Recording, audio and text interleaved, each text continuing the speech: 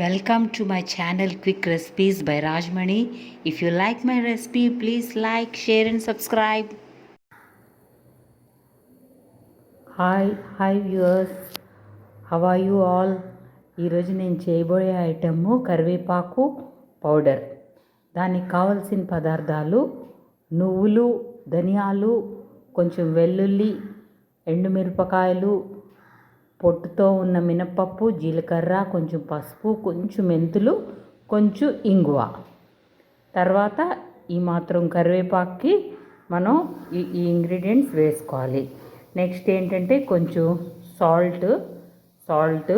Salt వేసుకొని fry చేసుకోవాలి. ఇప్పుడు నేను కడిగి ఆరబెట్టుకున్నాను ఈ కరివేపాకుని.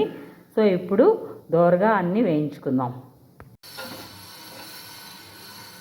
చూసారా, క్రిస్పీగా బాగా ఫ్రై అయ్యాయి, మంచి స్మెల్ వస్తున్నాయి. కరివేపాకు కూడా క్రిస్పీగా అయింది. ఈ రెండు కలిసి ఇప్పుడు మిక్సీ చేసి చూపిస్తాను మీకు.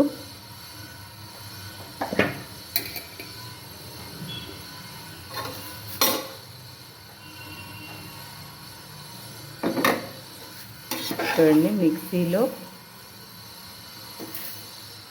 కరివేపాకు వేస్తున్నాను.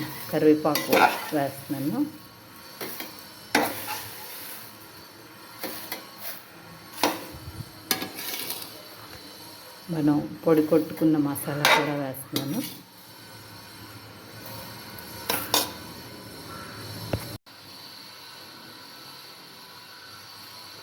ఇప్పుడు కరివేపాకు పొడి కావలసిన ఐటమ్స్ అన్నీ మనం ఫ్రై చేసుకుందాం. స్టవ్ వెలిగిస్తున్నాను. ఓ పక్కని కరివేపాకు ఆకు ఫ్రై చేసుకుంటున్నాం, కొంచెం సాల్ట్ వేస్తే కరివేపాకు మాడదు. కరివేపాకు పొడికి కావలసినవన్నీ చూసారా, 1 by 1 అన్నీ ఒకేసారి వేసేస్తున్నాను. కొంచెం తక్కువ మంట మీద వేస్తున్నాను. మనం ఈ ఇంగ్రీడియంట్స్ కొంచెం తక్కువగా వేస్తే అన్నీ కొంచెం వేయాలి. బాగా దోరగా వేగాలి, మంచి స్మెల్ వచ్చినంత వరకు వేపుకోవాలి. ఈ తక్కువగా వేస్తే కొంచెం అన్నీను మంచి ఫ్లేవర్స్ వచ్చి కరివేపాకు ఎక్కువగా ఉండాలి. అప్పుడు అసలైన కరివేపాకు టేస్ట్ మనం రుచి చూడవచ్చు అన్నమాట. చూసారా, ఓ పక్కని ఇది వేగుతుంది, ఓ పక్కని ఇది వేగుతుంది. ఇవన్నీ ఫ్రై అయ్యాక నేను మళ్ళీ మీకు చూపిస్తాను.